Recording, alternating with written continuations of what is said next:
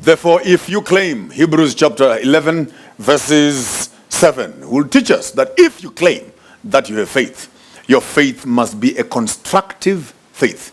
If faith builds, faith does not destroy. Faith builds. Listen to me carefully. Faith has confidence. Faith has assurance.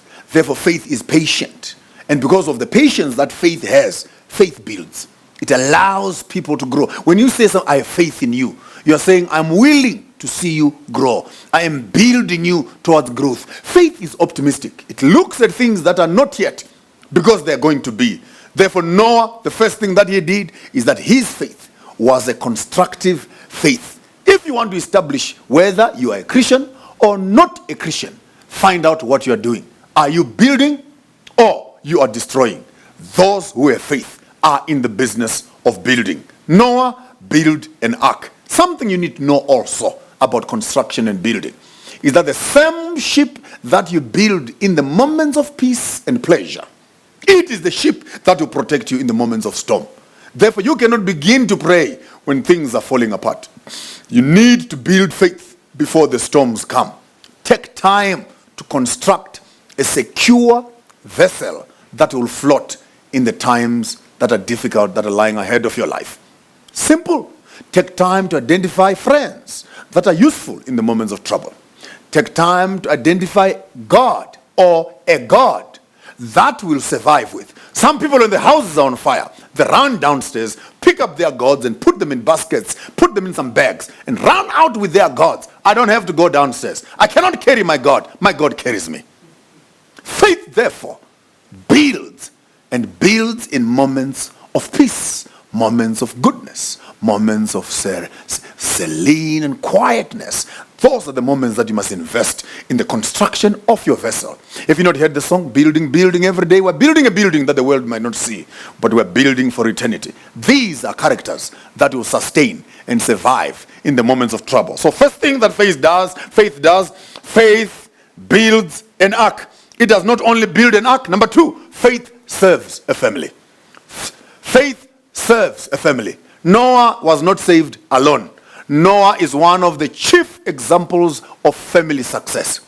Here is a preacher who managed to get into the ark with all his children. That's a beautiful part. I don't know how he managed to smuggle his wife in there. All of you guys who are married, you know, this is the most weird part. Because when we marry our wives, they become equal to us. And they can challenge us equally. But I don't know how Noah did it. Noah managed to grab his wife into the ark. And with his sons and his daughters. And the Bible says, when the storms came, 8 of them were safe in the vessel. And 8 of them repopulated this world as we have it today. I want to say something very nice there. God has never been a God of majority. God can actually work with the minority. When the whole world decided not to believe in God, God works with a few who would rather believe in him. So many times people want to rush where there are mobs, rush where there are thousands, rush with mobs, psychology and popular sentiments, poor theology. Stick with truth, for those who stand with God are on the majority. For God is on the majority. How do I know that? The devil only took 1/3 of the angels. God remained with the 2/3. So if you stand with God, for every one demon, we have 2 angels. So we are on the majority to stand with God. You are actually standing on the majority side. Serve your family. Noah protected his family. So faith builds an ark. Not only builds an ark, faith also serves a family. It only does not serve a family, it goes on to condemn this world. See, when you look at the world, you need to condemn the world. How do you condemn things? For example, when you notice that this carcass, those of you who are in agricultural terms, you look at a beast to discover it got disease. This animal is diseased. Then you cow the animals, or bird flu disease. Then you kill all those animals. Those of us who are coming from agriculture, we say you condemn them. You condemn all of them. You burn all of them. Because you notice that they are rotten. You need in your life to look into this life and identify things that you can condemn.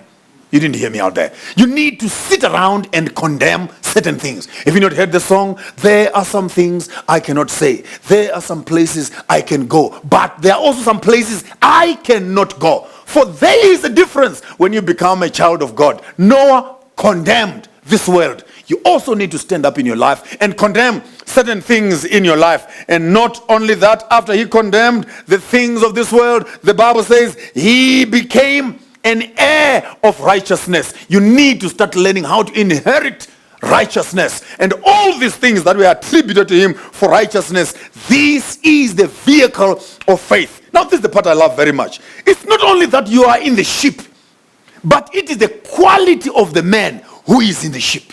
This for me is important. We might think that is being a church member or finding a church somewhere that has a cross standing on the outside. Then you say, I'm a believer. No, it's not about being in a church.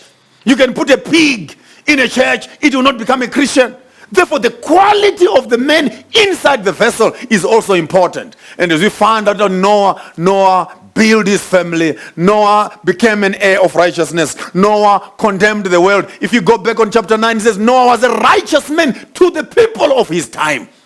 He was a contemporary righteous man, preaching the gospel until God preserved him. I pray that when ships around you, lives around you, families around you will be perishing and drowning in the sickness of this world, may the Lord keep you afloat.